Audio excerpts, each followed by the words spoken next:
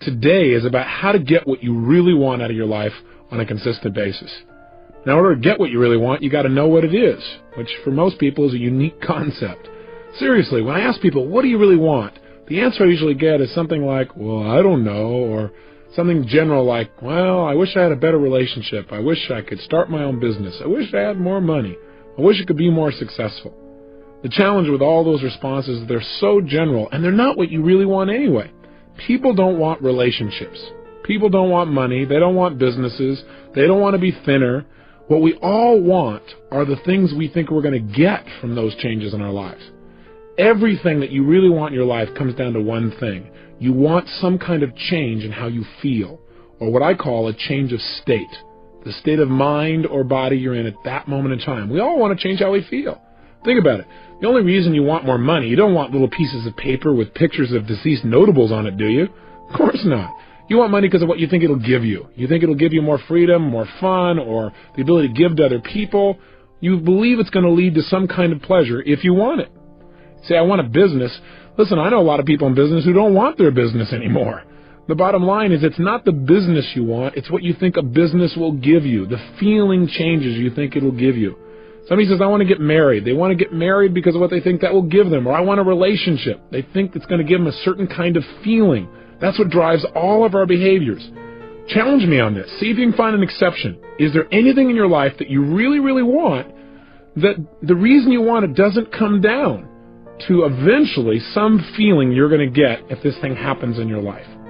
I'll tell you over and over again, no matter what exception someone has tried to find, if I keep asking them, well, why do you want that? But why do you want that? But why do you want that? Eventually they get to a point where they go, well, because it makes me feel good. And so that's what we really want. We want to feel good.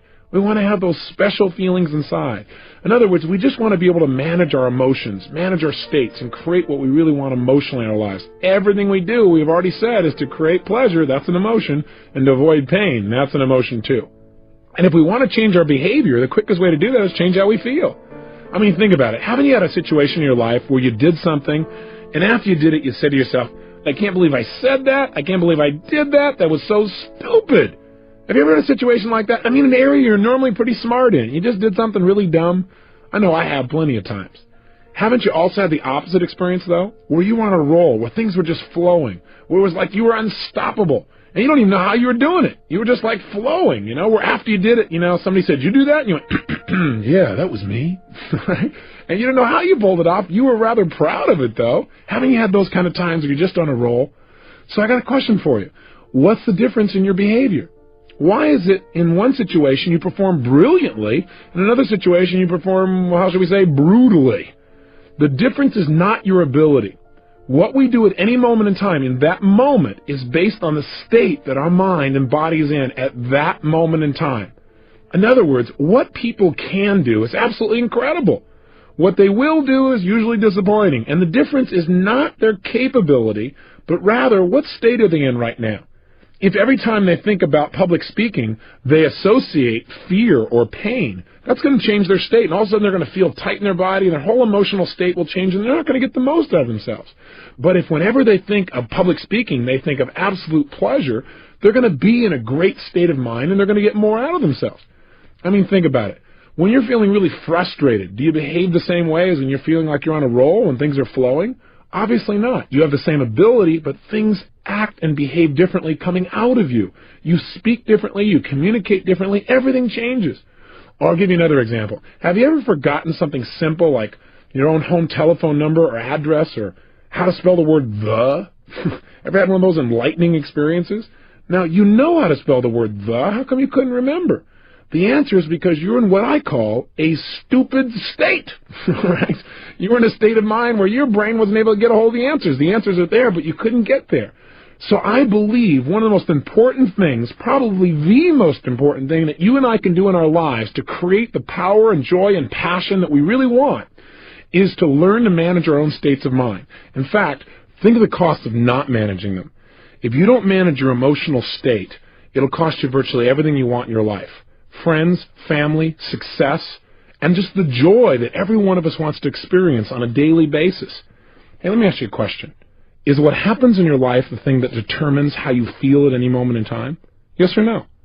In other words, It doesn't matter whether or not, for example, the economy is doing really strong as to whether or not you feel good. Most people say no. Some people say, well, you bet.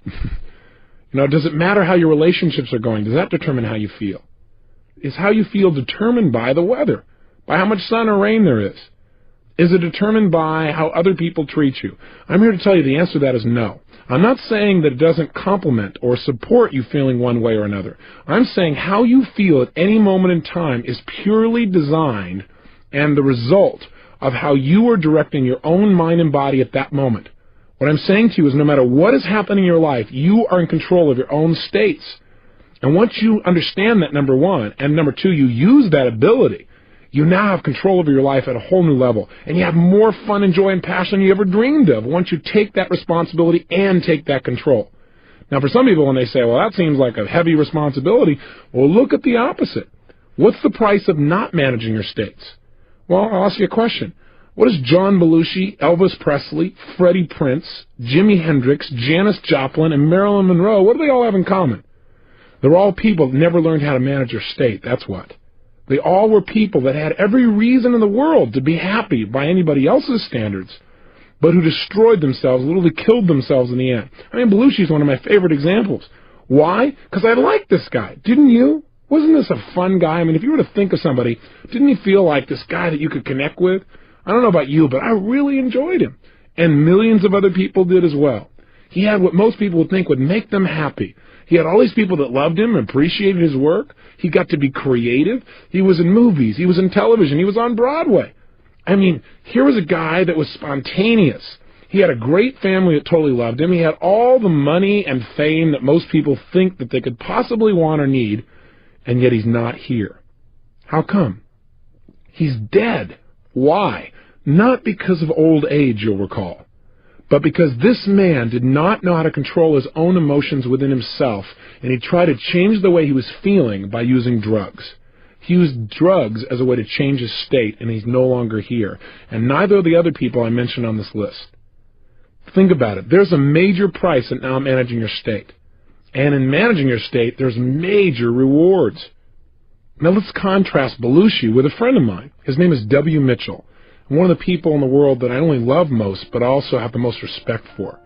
W. Mitchell's a unique guy. 15 years ago, he had a unique experience, one that most people would never forget.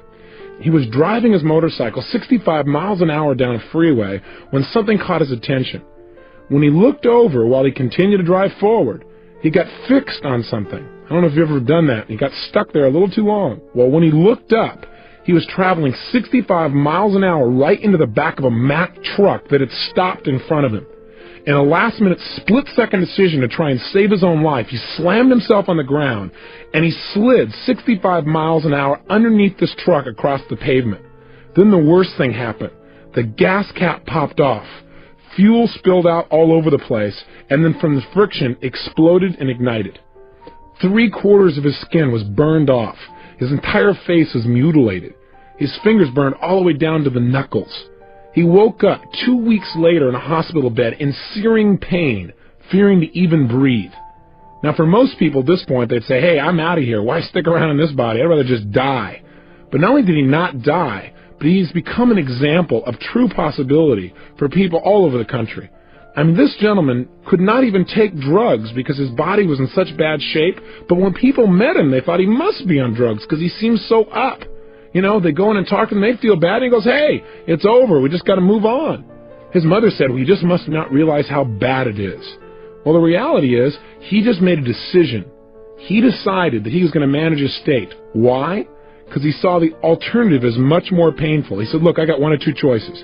I can feel bad emotionally about everything I've lost and just make my total life a mess emotionally and have more pain to add to my physical pain, or I can focus on what I'm going to do, which means I can at least focus on something that could bring me some pleasure and get rid of my focus on the physical pain.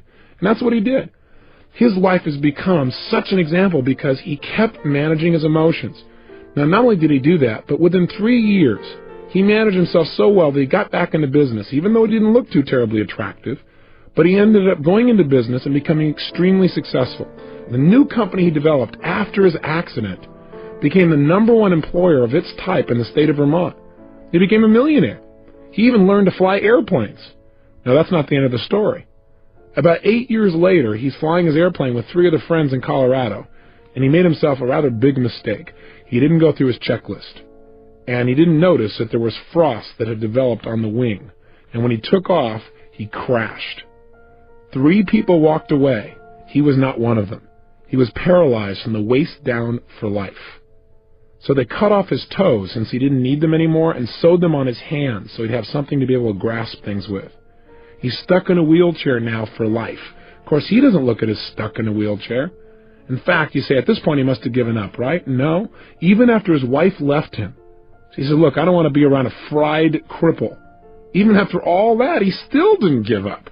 He turned around, and the city he was living in Colorado had some major problems. He decided to become the mayor of that town. After that, he decided to run for lieutenant governor of the state of Colorado. He placed 3rd in a group of 6, and he ran on the issues, not on a sympathy vote. And he campaigned door to door. Now remember, this guy didn't look too terribly good. In fact, he used to wear a button that said, "Send me to the governor's mansion, and I won't just be another pretty face." Kind of a nice way to interrupt people's patterns and make them associate something new to you. Now, he didn't win the lieutenant governor's place. He still didn't give up. He now has his own radio show in Colorado, and he has found the woman of his dreams and remarried.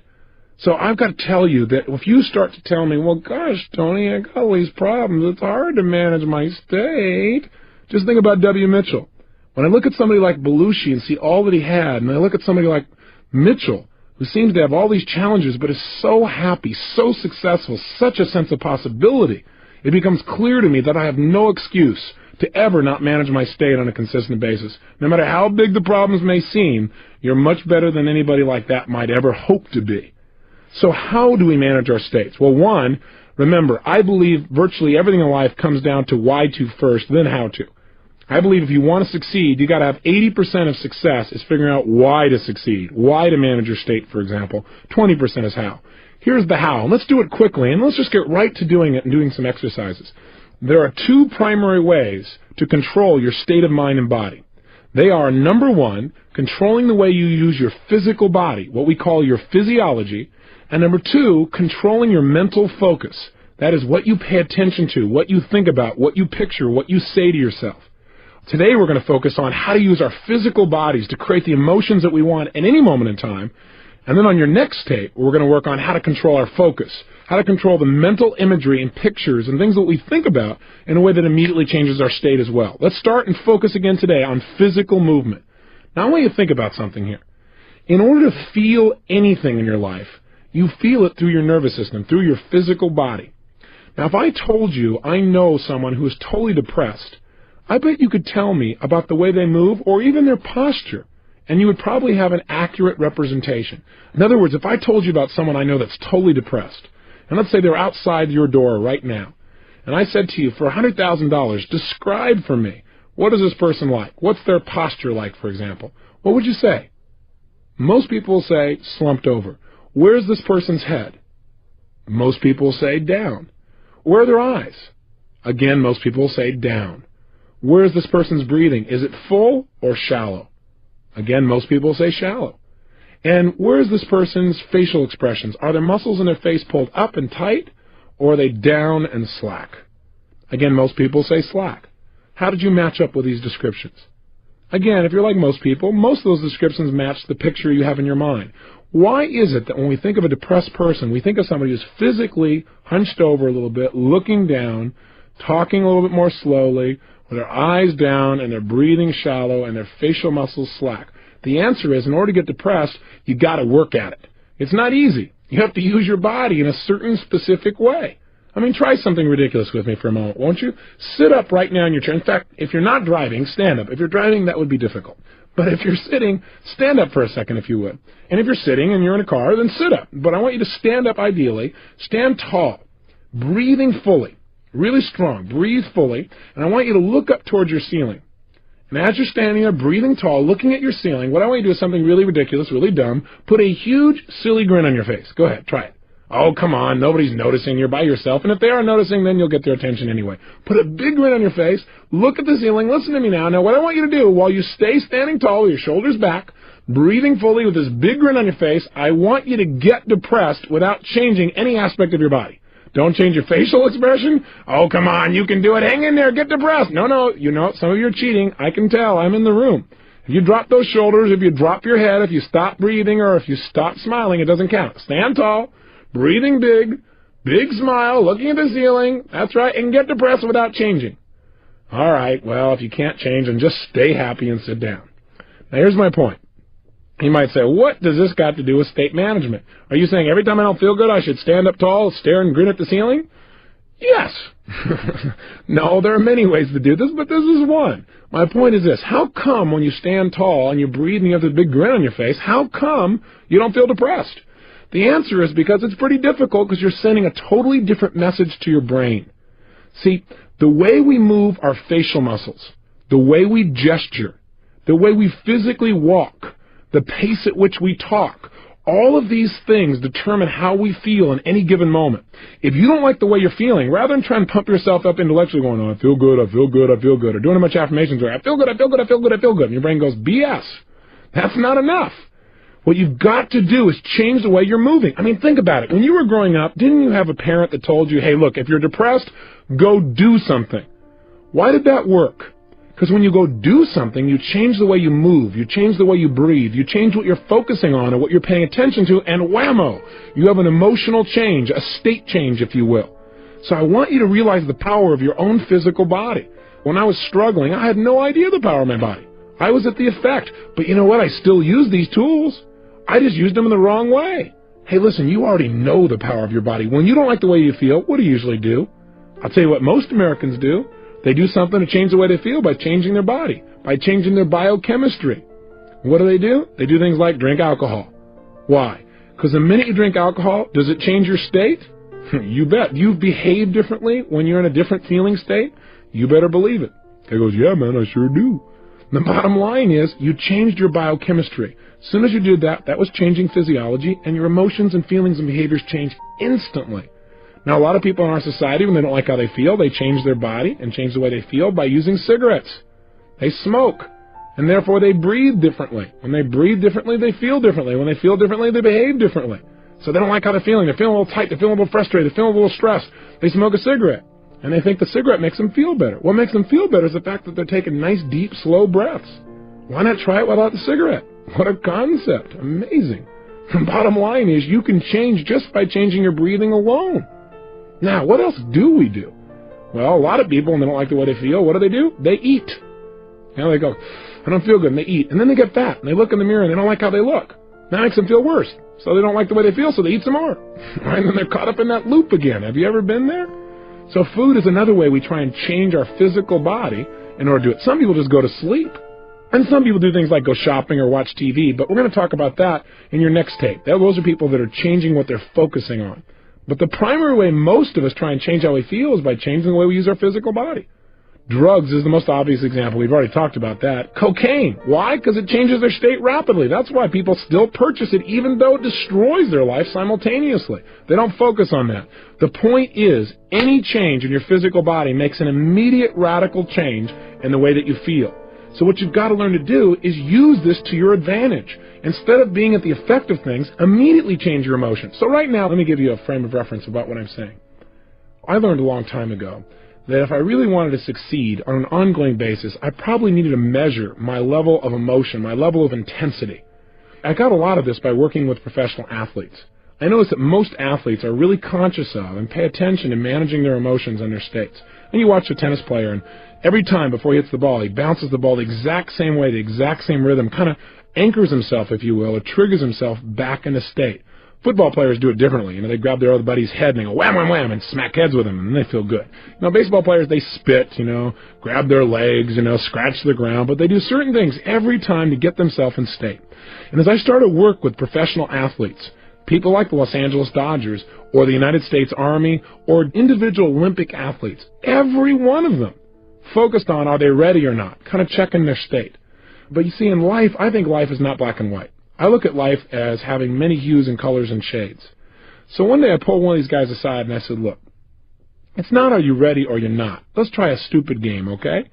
Let's pretend we're going to measure your level of power and readiness on a scale from 0 to 10. 0 is you're dead. 10 is you're absolutely unstoppable. I said, where are you on that scale? And the guy said, well, I'm about level 7, 6.5, 7. I said, well, you're about to bat right now against Dwight Gooden. Tell me, if you stay at level 7, what's going to happen? You know what was amazing? Instantly, he could tell me. When he realized where he was, he said, I'll either ground out, or I'll pop up, or I'm going to be in a situation where I'm going to strike out. I said, what level do you need to be at on a scale from 0 to 10 to be successful with Dwight Gooden? He said, level 12. I said, okay, that gives me a frame of reference. So you also need to know where you need to be successful. Now, with an athlete, it's pretty clear. For peak performance, they got to be at level 10 or above, if you will, on a scale from 0 to 10. But isn't your life just as important as an athlete's? If you're going to go in right now and you're going to influence your son or daughter to do something like get excited about their schoolwork, how are you going to do that if you're at level 3? It's not going to happen. Too often I see parents that go, I just can't motivate my children. I just don't understand why. I talk to them about all the reasons why they should really go for it, but it just doesn't seem to work. Do you have any suggestions, Mr. Robbins? I'll say, yeah, try talking a little faster for your children. See, the way we use our voice will affect our states. See, I have a lot here I want to share with you in a short period of time, so I speed up a little bit. How would you feel if I said, well, ladies and gentlemen, this is day 5. And today what we're going to learn to do is manage our states of mind and emotion. And over the next 30 days of this program, I want you for hours at a time to listen to my voice. Well, after you came out of a deep trance and turned off the tape, I doubt very seriously if we create very much change. Now, I'm not saying it's not appropriate to talk in a more relaxed way than I am in this frenzied pace that I'm sharing with you to try and get everything in, but what I am saying is make sure that you're in an appropriate state for what it is you're trying to accomplish. Does that make sense? On a scale from 0 to 10, where do you need to be effective at a given task? If you want somebody to feel loved by you, you probably don't want to go level 10. Go, I love you, I love you, I love you, okay! That probably won't work either. So everything is context related. But I'm asking you today to commit yourself for the next 4 or 5 days, even though we'll be doing other exercises, to looking at what state are you living in your life. If you want to look at the state of your life, look at the level of intensity and joy and passion you're creating. Where are you today on a scale from 0 to 10? Or better yet, before you started this 30-day program, where were you? Do you remember that first day? Before you got the tape program or anything else, where were you on a scale from 0 to 10? You remember where you were, first of all? Think about it for a moment, if you would. Where were you? What was your state like? Where were you on a scale from 0 to 10? Now I want you to think of something. Where were you after you finished that first tape on a scale from 0 to 10? Most people that we followed up with and interviewed with are usually at level 8 or above. And when they started out, they were in level 6 or 5 or 4 or 3. And so what I want you to do is do it without me. You don't need me to change your state. You need you. You need to move your body differently, and you need to pay attention to where you are. Use the state that's most appropriate for where you need to be for the given situation. So let me give you, first of all, some specifics about how you could change your body. I've mentioned a lot of them, but let's be really precise. The number one way that you can change the way you feel at any moment in time is to change the way you move. The reason is this. In fact, you might want to remember this phrase. Emotion is created by motion. The way you move your physical body is the fastest way of changing your emotions. So, for example, if I'm not feeling passionate and I want to, instead of pumping myself up, all I have to do is clap my hands or move my hands rapidly. I make a rapid gesture. Not a little minor one where I just push my hands out a little bit and then bring it back at a slow pace, but I mean speed, acceleration, if you will. If you speed up the quality of your movements, you will instantly change your emotional state and your intensity. So try it right now. Even while you're listening to me, here's what I want you to do. Take your hands and put them together so that you're touching them almost like in a praying motion. And what I want you to do when I say now is, at the pace I say, I want you to pull them apart and just gradually pull them out to your sides at the pace that I count, like 1, 2, 3, 4. Okay, and by the time I hit 4, you should be level with your shoulders. Okay, let's try it. Your hands are together, and just notice what happens to how you feel. Ready? 1, 2, 3, 4. Okay, bring your hands back together. 1, 2, 3, 4. Again, 1, 2, 3, 4. Again, 1, 2, 3, 4. This is known as a state of absolute boredom. Right? So let's try something new. Let's try moving more rapidly. This time, instead of 1, 2, 3, 4, when I say now, I want you to pull your hands apart and don't limit them to the length of your shoulders. I want you to literally pull them apart and pull them out as far as you can, like extending your entire wingspan. Now be careful on this. Look around you before you do this to make sure you don't hit anything. And let's have some fun. Do something silly. I know it seems ridiculous, but just try it. Now if you're driving, this is not useful. Keep one hand at least on the wheel and try it with the other one. Okay, here we go. Your hands are together, and when I say now, I want you to literally bring them out, explode them out to your sides, and extend your fingers and everything out as far as can go. In other words, you're going to take your hands and make them go as fast as they can apart all the way out and extend them. Ready? 1, 2, 3, go! And just feel that. And bring your hands together again into a clap. Okay, and then do it again. Out as fast as you can. Go. As fast as you can. Bring them in. And again, out as fast as you can. Again, in. Again, out fast. Now, if you do this about 10 times, you will feel what we call a state change. Do you feel it now? Now, I know this may sound weird and bizarre. You're going, okay, Tony, what am I supposed to do? Crimp this wingspan every time I need to change state? No, what I'm saying is you must learn to develop what I call power moves. What a power move is to me is finding a certain type of gesture, or a couple of them, that no matter how bad I was feeling, or frustrated, or tired, or whatever the case may be, that I can make this movement and instantly I feel strong. Instantly I feel resourceful. Instantly I feel like I could turn things around. You need to develop what those are. And you already have them, because you've had times in your life when you felt great. How were you moving at that time? That's the first clue. In fact, what I often do with people is get them to stand up and walk around the room and notice how would they walk if they felt totally successful. I mean unstoppable. Try it right now.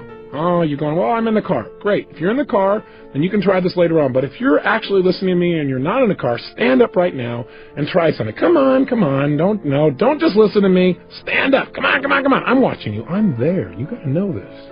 And what I want you to do is stand up and walk around the room. And what I want you to do is, first of all, walk the way you normally walk. Just, walk around in a circle or walk straight back and forth. Notice how that feels. Come on, you can do it. Here you go. Now, what I want you to do now is make a state change. And I want you to, if you would, imagine that you feel absolutely strong and unstoppable. I mean, in your power. And what I want you to do is just walk around the room as if you felt unstoppable and powerful. And move your body the way you would be if you were unstoppable and powerful. Go ahead and try it right now. Go ahead, walk around the room and actually strut the way you would strut if you felt unstoppable and powerful. Make a gesture or two the way you would if you felt unstoppable. And then try to go back to the opposite again. Go to feeling not confident, not sure, and walk around the room not sure about whether you can succeed, making gestures like you're not sure. Feel the difference in your body. I want you to get an example of that. Then back to confident again. Make it strong. They say, what if I'm listening in the car? Well, if you're listening in the car, all I want you to do is sit right now, or even if you're sitting down, come back with me right now and sit down. What I want you to do is just notice how you can change your state from being bored and tired to feeling energized just by changing your body. So try this. First of all, sit the way you'd be sitting right now if you had 5 times more energy than any other time you can remember. Come on, go for it. Don't just listen. If you're just going to listen to this tape and not follow through, turn it off. But if you're going to go for it and make changes, then play with me, okay? Sit up in your chair right now. Come on, sit up the way you'd be sitting if you had 5 times more energy than any other time. Breathe right now the way you'd be breathing if you felt strong and excited and energized. Put a facial expression on your face right now like you'd have if you felt totally passionate and excited. No, it doesn't look like this. Come on, put a big grin on your face or a big feeling of energy. There you go, good. And make sure you gesture that way. Notice how this feels. Now, if you don't feel any change, it's because you've not made a radical enough body change. That is, change your body really major. Create more tension, more excitement, whatever it takes. Now, go from this state to being in a state of boredom. Go ahead. Sit the way you're sitting if you're bored and tired. That's it. Just notice how that feels. Go ahead. Really bored and tired. And as you're sitting there bored and tired, I got a question for you. Did you change your body to do it? You bet you did. What did you change to get bored and tired? Well, did you notice anything happen to your head? Did it go down? Did you relax any of the muscles? What happened to your breathing? Did it change? How about your facial expression? Does your muscles go slumping or slack? Now try this. Get back to energize as fast as you can. Oh, come on. Play with me. What I want you to do just for a moment is practice snapping yourself from being in a state of being bored and tired into a state of energy. It's going to be very valuable for you. Let's try it. Back into an energized state. Come on, as energized as you can get. Come on, sit up in your chair, breathing with some energy, feeling strong. Come on, even more energized than before. Now go to bored and tired. Back to energized. Come on, as fast as you can. Snap yourself. I know this looks weird if you're driving in your car and somebody's looking in the other window, but hey, it'll make their day. You'll change their state. Come on, if somebody else in the family's watching, they don't have to know what's going on. Just go for it. Here we go. Total energy. Lots of energy and excitement. Feel it in your body. Move your body. Sit the way you'd be sitting if you had even more energy. Bored and tired. Energize as fast as you can. Come on, snap back in that state. Bored and tired. Energize faster again. Come on, even more, even more, even more. Bored and tired. Energize back in that state again. Feel it and just stay there. Stay in an energized state. Now, you might say, well, this sounds weird. Let me ask you a question. How valuable is it for you to be able to go in life, in business, in your job, in your personal relationships, from being bored and tired and wiped out to being in a peak state? How important would that be to increasing the quality of your life, say on a scale from 0 to 10? I'll tell you, I think it's a level 9 or 10 or above. And I think you probably would too. So developing new ways, new habits of moving your body is the single most powerful way to change state. Here's another quick way. Change your breathing. As I said earlier, one of the reasons people smoke cigarettes is because in order to smoke a cigarette, you change your breathing pattern rather radically. When people eat food, oftentimes they feel better afterwards because they fill their stomach up, and it changes the way they feel and the way they breathe. With all that food in there, things slow down. They feel less stressed. Almost every yogic practice that I've ever studied or noticed teaches some kind of breathing pattern as part of how to change your emotions and the way you can grow spiritually, if you will. So changing your breath, try different breaths, breathing faster, breathing slower, and discover what breathing patterns work best for you to create the changes that you want. Thirdly, learn to manipulate your face. I teach people in seminars how to do what I call facial aerobics. What that means is doing many different expressions as you possibly can in a short period of time, so that what happens is you really have access to different emotional states. Do you know you have over 80 different muscles in your face? And a slight change in your facial muscle instantly changes the way you think and the way you feel. There was a study done at the University of California at San Francisco where they took manic depressives, and all they did was change their facial expressions, made them smile on an ongoing basis. These are people who are manic depressives, bear in mind. People who normally need drugs to change the way they feel. Not one of those persons, while they were able to keep smiling, was able to feel depressed. In fact, some of them began to manage themselves by smiling for 20 minutes at a time for no reason. And pretty soon they began to feel great, and they began to develop a new habit. Do you have habitual facial expressions of grimacing or frustration, where you crinkle up your nose or your eyelids or your forehead or something else that you do on an ongoing basis? I'm here to tell you that those habits create those negative emotions in your body on a regular basis. You need to develop some new habits of using your face. And finally, one of the ways you can manage your state best is to control your diet. And I'm not going to teach you a health seminar here, although I do those across the United States. I do want to say this to you, that most of us in life do not pay attention to what we're putting in our body. And what you're putting in affects deeply how you feel emotionally. Blood sugar, for example, alone makes a radical shift in how you feel emotionally. So if you aren't paying attention to how you're eating and you're throwing anything you possibly can in that body without looking at the consequences, you're going to pay an emotional price. Many times, hyperactive children or people that are having major ups and downs in their life, it just comes from some basic, simple dietary approaches. If they made a few simple changes, they'd live a much more balanced emotional life. So my challenge to you is to study health, to find out not how to throw your pendulum and go off on the deep end on some bizarre diet, but how can you make sure that the way you're breathing, the way you're moving, and the way you're eating things is giving you as much as possible to your life and not taking away, not throwing your life into a pendulum. Make sure that you have that physical energy and drive. It comes from having enough sleep and eating well. For now, though, I'm going to have you focus on one emotional state, because I'd like you to be able to trigger a state change anytime you want. And that emotion is the one I note as passion. As you may have picked up, I'm a fairly passionate person. And I talk about that at the end of each tape, because I think out of a state of passion, you can create almost anything you want in your life. I think most people in life want passion. They want that drive, that attraction to life. They want that juice in their relationships, in their business, and their ability to learn. But most people are barely making it through the day, you know? I mean, hey, you got to watch TV, fight the traffic home, get a bite to eat, and go to bed so you can get up tomorrow and start the same vicious circle all over again. I mean, after all, guys got to work, got to make your way and stuff. After all, I work hard for a living. Can't expect me to be passionate at the end of the day. Easy for you, but come on, I work for a living. Let me just tell you something. I used to believe that kind of stuff, and I used to feel that way too. Am I saying you can't talk slowly and be passionate? Absolutely not.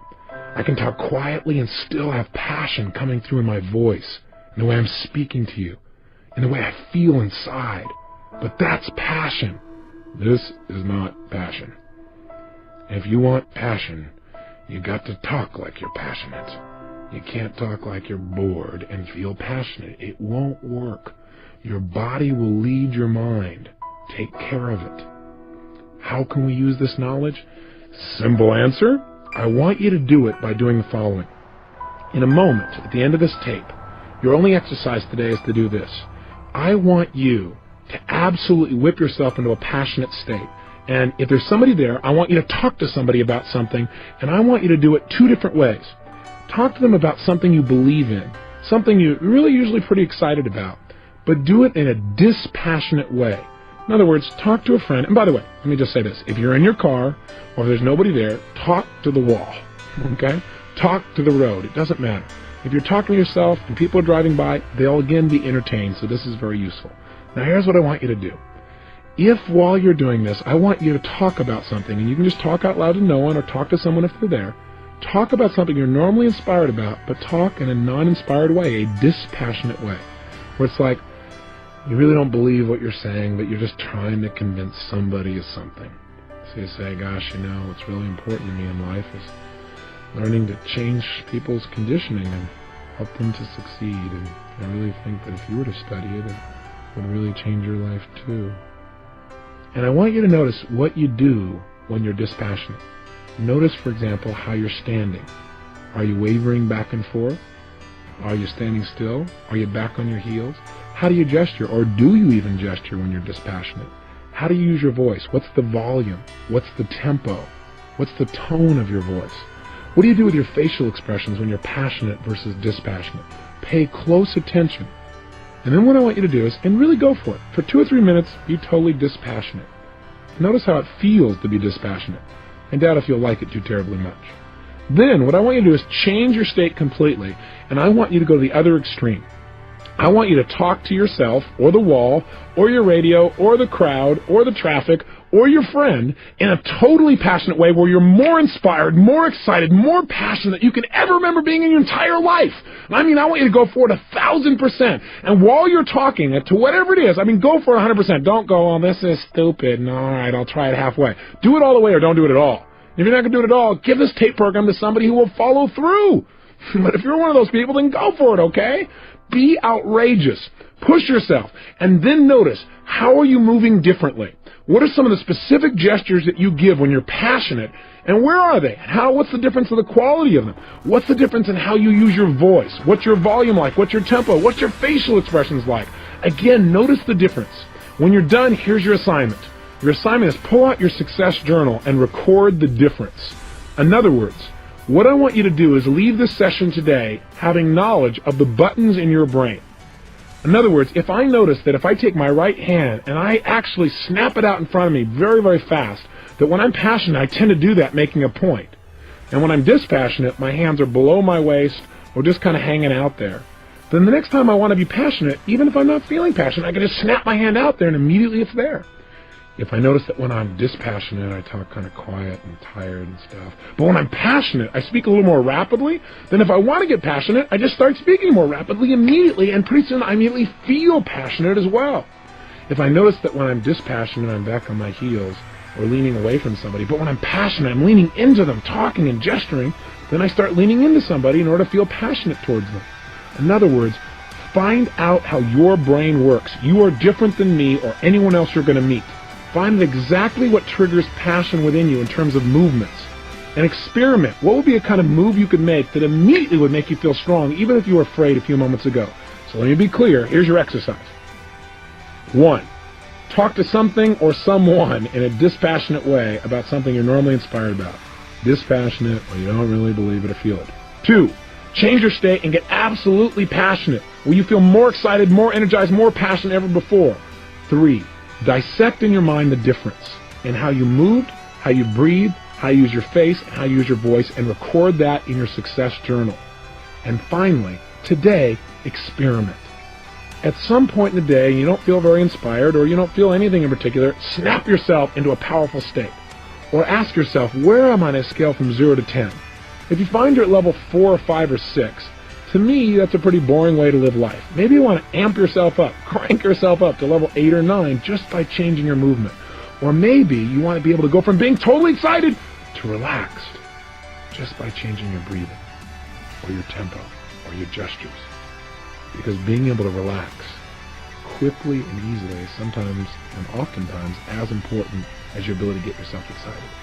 The only reason I push in the other direction is I think most people have the ability to get in this state. They may not have the ability to get in the other one. Whatever you're already good at, make it better. Whatever state you're not good at getting in, practice getting into it until you can absolutely make the change you want as fast as you can think it. Remember, any emotion you're feeling is based on how you're moving. Little movements like breathing and big movements like gestures and facial expressions. Take control of the day and experiment and explore. Have the adventure of discovering how you can use your body to immediately direct your mind and your emotions.